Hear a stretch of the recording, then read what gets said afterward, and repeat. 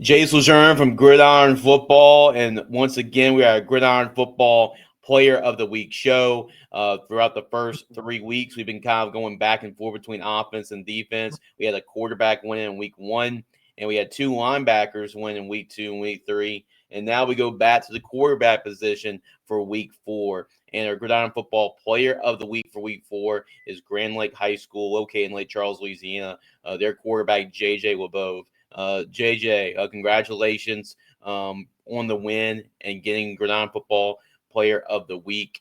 And yeah, congratulations, man. What does that mean to you, knowing that you had a lot of people voting for you, man? I mean, I'm trying to look at the final numbers: 27,782 votes. So you pretty much had the whole town and the whole high school, Grand Lake High School, voting for you. So what does that mean for you to get that honor? Oh yeah, yeah, sir. Our community there, they're great. We're a small town, 1A school, and the community they're amazing. They show out every game, away or home. They're always going to be there to support us. So they had my back on this one, definitely.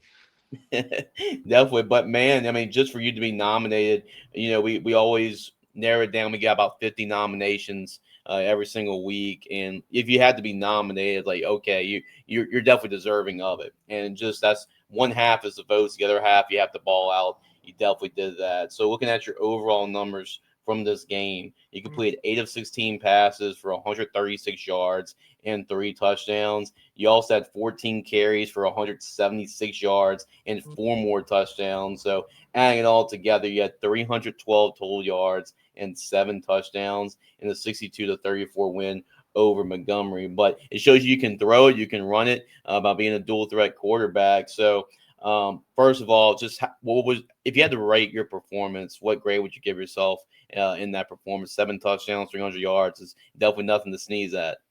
Yeah, that's definitely one of my better performances of the year.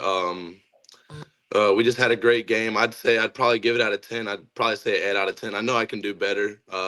Montgomery, they were a good school. We played really good against them. My targets got open. My offensive line, they blocked how they were supposed to, and so we just had a great game that game. Yeah, it definitely all clicked for you, man. I mean, it's definitely running, throwing. What was the play? You scored 7 touchdowns, but was there a play that really stood out to you the most throughout that game? Um, well, it was at the beginning of the game. I threw a little screen pass to one of my receivers, Kellen Vasquez, and he caught it and he ran it for a touchdown, and that kind of got us going for the rest of the game. It just my passes were on target, and my running backs, it got everybody going that play. Now, I mean, I guess that kind of answers my next question, but you threw for 3 touchdowns, you ran for 4 touchdowns. What's more satisfying to you? Is it throwing like an 85, 90 yard touchdown bomb, or is it running, making guys miss, juking guys, and running for a 70 yard touchdown? So if you had to choose, which way would you rather score a touchdown? I love passing the ball. It's so fun out there being able to sling the rock and get it to my guys out there. I have some senior receivers out there. It's fun to get it to my guys and my best friends out there. Okay, yeah, for sure, for sure. And right now the team is undefeated. So y'all are 5-0. And actually, when I was texting y'all yesterday that y'all won, y'all are preparing for a game last night. So y'all actually were playing week 5, I believe, the Quincy, right? That's what y'all played Yeah, last yes, night. sir.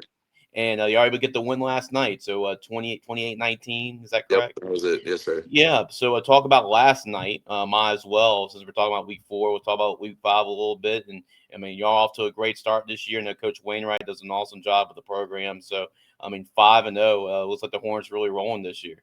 Oh yeah.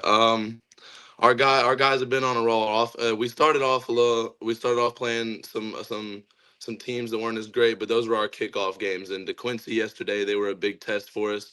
They got a lot of size. They're a playoff team for sure. And we started off the game. We went into halftime down 19 to 15, I think, or 14. And the second half, our defense really came out and they pulled together for us. And our offense, the linemen, they just put their head down and they blocked for me and they blocked for our running backs. And the run game was just really clicking for us last night. Yeah, definitely, man. And we're also going to let the people see what you're able to do. Let's see. We're going to try experiment here, see if this all works out. But this is the game that you won Gridiron Football Player of the Week. This is Montgomery game. So showing some highlights, showing the deep throw right there, one-on-one coverage downfield, and getting your guy the football. Like you say, you like to throw the football around. Oh yeah, I love it. And you also play some defense too. So I mean, 1A football, you're not just playing quarterback. You're getting your nose dirty. You're playing some defense as well. Yeah, yes, sir. Coach has he likes putting the older guys in on both sides of the ball. He likes having the older guys out there to be able to lead and give us a better chance at winning. So how does that really help you on defense, being a quarterback and kind of reading a quarterback's eyes, knowing what a quarterback really goes through? How does that really give you advantage on defense? That gives me the advantage on defense. Well, coach has me at corner and safety, and it kind of just having that size, it helps me be able to match up with the taller receivers and the bigger guys, and then also it helps me be able to on the offensive side. I'm knowing what the corners are doing because I play that position, so I kind of get to know where my throws are going for offense, and then it also helps on defense too. Yeah, this is your first full year starting quarterback, and I know you played other positions before. So, what was basically the biggest growing pains, or just what's been the process for you as you really now? It's kind of crazy knowing that you're just really getting started this thing, especially after performances like that, leading your team to a 5-0 record. But what is something that you want to improve on even more as a quarterback? I definitely think I can improve on accuracy a little bit more. In some of the games, I have times where I overthrow my guys and stuff like that. So I think I could just place the ball a little bit better. But that's coming with experience and coming with just getting the throws up and practicing in games. So JJ, we got a special appearance come back on the show, Coach Wainwright himself. So we got to add Coach to this. I guess we call StreamYard the stream, but Coach, we got a chance to talk to JJ and what a start to the season he's had this year, and especially stepping up at the quarterback position. Y'all 5-0, y'all rolling right now, and just what do you have to say about JJ's play? And it seems like he's been starting quarterback for 5 years the way he's been playing football for y'all. Well, I guess the big thing, from our school, is one of our big deals is we want all our good athletes to play all different sports, so that it kind of goes full circle. If we kind of feel like if you're pitching a ball game and you're in the seventh inning and you're on the mound, that's a pretty tough situation. If you in the batter's box with 2 outs, pretty tough situation. If you're the point guard, like what JJ's doing, competing at a super high level in the track and the javelin. When he's in that arena at LSU, that's a lot of pressure, and we feel like the combination of all of that is what we want to make well-rounded athletes, and JJ is like a poster child of all that, because he does it on the basketball court, he does it in the track field, and stepping into the quarterback in the leadership role. I think all those things that have prepared him for what he's doing now, and it's not overwhelming to him because he's been in those situations within our athletic program. Yeah, and you've always had guys, coach, playing at the 1A level, guys that can do multiple different things, and besides JJ also playing quarterback, he's also playing defense, cornerback, safety for y'all too. He's doing multiple things for you. So, Yeah. How does that experience playing defense, playing other positions, how do you think that's really helped prepare him as a quarterback? Well, I think that's just 1A life. Myself having coached at Kinder and seeing kids, like JJ play both sides of the ball. Then fast forward, I end up at Sulphur, and then I see kids like JJ only playing free safety or strong safety or quarterback. And sometimes I wish for some of those kids at Sulphur that they could have played defense or offense, but you end up so specialized at a 5A school that this thing moves so fast that you don't end up playing them on both sides of the ball. Sometimes you work it out to where, maybe there's a scenario, but most of the time you have enough kids and enough decent athletes to train them, to where, you end up just playing one side of the ball. So I really think for the benefit of the development of the young man, these smaller schools, the things that they get to do on both sides of the ball and just they just get a little bit more from the game than what the 5A guys get playing one side of the ball. It's just a different scenario. It's like a country store compared to a mall. Mm-hmm. And it's Yeah. just sometimes when you go into a good old fashioned country store, it just puts a smile on your face. And Mm-hmm. to where when you go in the mall, you're just looking for certain things and you're in and out of there. Sometimes at a country store, you end up spending an hour in the Cracker Barrel's gift shop. So anyhow, it's just awesome to see what he's been doing, and we're just excited that he decided to play football this year, and really glad that he's having the success that we thought he was capable of. JJ, what's it like playing for Coach Wainwright? Make sure maybe it's PG for this. No too crazy stories. But what's it like playing for Coach Wainwright? I know he does a great job with the program, and he's led the Hornets to a lot of success. I mean, state championship appearance a couple years ago. So, what's it like playing for Coach Wainwright? Yeah, playing for Coach is great. He's a great coach. He always motivates us out there every day. I remember this week he got on one of our slot guys about not blocking hard, and that really clicked a switch in him. And Coach is always hard on us like that. He always is motivating us to get better. And one of his things is effort takes no talent, and champions are built day by day. And every single one of our guys lives by that motto every day. And Coach, going back to you, basically your pitch. I'm gonna ask basically JJ the same question I always ask these guys while they're on the show. This is an opportunity when we have the Player of the Week to really promote yourself, promote the players, and give them really some spotlight. So, with that being said, what is your message? Maybe it's to college coaches. Why maybe they should take a look into JJ and maybe recruit them to be part of their football program. JJ his upside is still untapped, and his ceiling is not even close to figuring out what he's capable of doing because of the time that he's played football. And like I was saying before, we're gonna move on to basketball after football. Yeah. Where some schools, right there in January they start pass scale, and some of these 5A guys are tapped out and about as high. Their ceiling's already maxed. JJ's still growing. He's right at 6 foot, maybe a little over 6 foot, 195 to 200 pounds. And, I think he would fit well in someone's secondary if that's, where they needed him. His development in a skill program would be somewhere, JJ could play anywhere from, an H-back to running back to, quarterback type, depending on what type of system he was in. But, it just would depend on the right guy taking seeing that this could be a big guy in a couple of years. There's no telling what his frame will look like in a few years with a weight program and stuff like that. So we are excited about his future, and if football is the place for him, that'll be fun to watch too. But he definitely is a collegiate athlete, and looking forward to his path over the next 4 years, whatever he decides. JJ, I know Coach just talked about, but you play multiple different sports and positions. And have you ever thought about playing college football? And if so, what is your message to maybe college coaches why they should go and recruit you? Yes, sir. Recently, I've had a lot of success in the javelin, and that's kind of where a lot of focus has been for college. But just recently with football, seeing how well I can do it, and talking to my family and stuff like that, I definitely see myself. I could possibly play in college football. But the thing I gotta say is, I feel like I'm a hard worker. I'll go out there every day and just give it all I got. That's all I can say, really.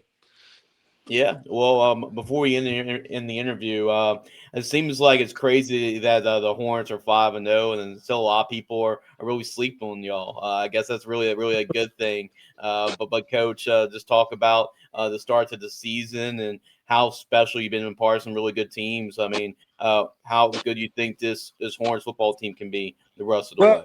Yeah, injuries always end up defining single A programs. Mm-hmm.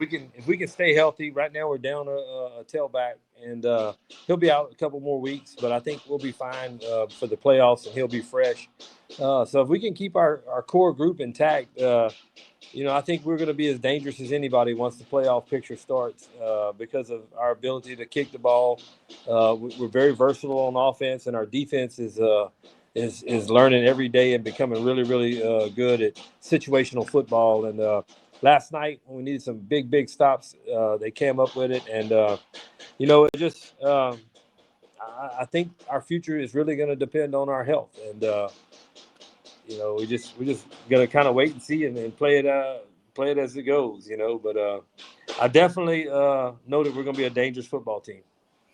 Well, I know it always helps to have a good athlete like JJ under center to really round things out. But I want to ask you the same question, JJ, just about you're leading the team's undefeated, good morale right now, 5-0. What do you think about the potential of this football team and what kind of football team this could be the rest of the way? From the beginning of the season, I've talked to my guys, and I've seen the kind of guys we have on this team. We have a lot of hard workers, and I know we can make a far run in the playoffs if we just keep working hard like we have been. We have some really good skill guys. Our defense has really been stepping up in the second half of games, and they've just been getting better every week. So I know we have a pretty lethal team this year, and we can go far. JJ, any shout outs? I mean, of course, I'm sure your parents are watching, family, friends. Anybody want to give a shout out to? Oh yeah, definitely. Shout out to my parents. Shout out to my receivers, Brennan, Alamo, Kellen Vasquez, my running backs, Law Falk, Zach Manuel, Charles McFarland. He's out right now, but those guys, they mean everything to me. My team, they're my everything. Coaches, coaching staff, they're everything to. So just to keep those connections and have my guys out there with me, it means everything to me. And coach, you had the best seat in the house of that game against Montgomery. Obviously, you nominated him to be in the running for it. What you thought about that performance? 7 touchdowns, 3 through the air, 4 on the ground, and how he played a couple weeks ago. Yeah, it was just an outstanding game, and it was one of those deals where they had a tremendous offense as well, and it was you didn't get a chance to really think about how good a night JJ was having because every possession was critical, and so we when we were kind of sitting back at the end of the game, my brother keeps the stats for me. He said, "Man, the quarterback had a crazy night, huh?" And I was like, "What do you mean?" He said, "Listen to these numbers," and I was like, "God darn, this is impressive." And then when we got the text about the nominees, I thought, well, I said, "Hey, this might be our chance to nominate them." And then one thing is always hard to beat a Cameron Parish kid in these kind of events and a voting event because our whole parish is behind the Hornets, and yeah, our town really supports us, and the local community is just a fabulous place to be a coach and a student athlete at Grand Lake. We really have a lot of good things going well, from the school board to the administration, our coaching staff, and like our players. It's just you really feel the family environment, and then a lot of times when we get in these voting type things, we're pretty hard to beat. Yeah, I've come to recognize that. Y'all, Yeah. I talked to JJ at the beginning. 27,782 votes, which is pretty incredible by the community, especially a 1A community. Yeah, that just goes to show a lot of people are on board with what JJ is doing and what our football team's doing. So we're very proud of this achievement. Absolutely, Coach. Last thing, what y'all got? I know y'all just played last night. Got a win against the Quincy 28-19. What's coming up for y'all guys next week? Well, we play Hamilton Christian, so we open up with them our first week of district. So that's going to be a big game. Mm-hmm. So we'll see how that goes. And one of the things that we look at, Jace, all the time is that until the playoffs, each game is only 10% of the season. We try not to make too much of a win and try not to make too much of a loss. Try to learn and build on the fundamentals that we think is going to make us successful for week 11. And we're still trying to figure out, what are our best set of plays that we're going to use week 11. And but at this point, the mid part of the season, we're still growing. And obviously we have a lot of young kids playing for us. And, these big matchups, these like with Oakdale, Montgomery, DeQuincy, and Hamilton, it's only going to fuel us for the playoffs. And so we're excited for this Thursday night. It'll be a big ball game, but win or lose, I don't. When we walk away from that field, we know at the end of the day it's only 10% of the season. And with the way the PowerPoints are, that's just how you have to look at it. And it is going to be a big game. There's no denying that. But if it's what our season's all about, and what do we got ready to look forward to, the next 4 to 5 weeks, and that kind of thing. The most important game to me is always week 11. Mm-hmm. Oh, yeah. Ever since I've been a coach, I think if you win week 11, you're going in the right direction. And then if you can, being a part of a semifinal game and a state championship game, to me, the semifinal game is the most important game that's ever on your schedule, because you feel like, man, if you lose this game, you don't get to go to that big game. And once you get to the big game, there's a feeling of achievement either way on that Friday night. I know everyone wants to win a state championship, but there's only room of one flag on top of the mountain. But it feels good fighting up there on the top of that mountain for that flagpole. So anyhow, week 11 as a coach is really my special week. That's the one that I gear up for. And feel like our program could be going in the right direction. The rest of these games are truly 10%ers for me, but there are some big ones. And last night was a good one too. Yeah, big win over the Quincy. You mentioned next week, Hamilton Christian. They're undefeated. So I mean, I know they got a great quarterback. It might be one of those we have to pick the over with JJ and Javon for sure. Both teams. So it should be a fun one next Thursday. That's for sure. No doubt. Absolutely. Well, JJ, congratulations, man, on winning Gridiron Football Player of the Week. I know Coach texted me this morning. It's like, JJ did so much for us last night. I think he needs some rest. Like, hey, I can't argue against that. So hope you enjoyed your rest, man. Get ready for the rest of the season. It's kind of crazy that we're already halfway through the regular season. It's pretty crazy to me. But yeah, JJ, congratulations, man, for being a Gridiron Football Player of the Week. You also get your Letterman jacket patch pretty soon, and we'll make sure to send it your way. And Coach, thank you for the support of what we do and everything. We appreciate you nominating JJ and giving him this opportunity. Not a problem. Thank y'all. Thank you. All right, guys. Same time, same deal next week. We'll have nominations on Monday, and then, of course, we'll have voting all the way up to Thursday for Gridiron Football Player of Week 5, and then we'll have the final votes on Thursday afternoon, and then the winner will be announced Thursday afternoon, and we'll interview the winner on Friday. So for JJ, for Coach Wainwright, appreciate y'all for coming on the Gridiron Football Player of the Week show, and we'll see y'all guys next week.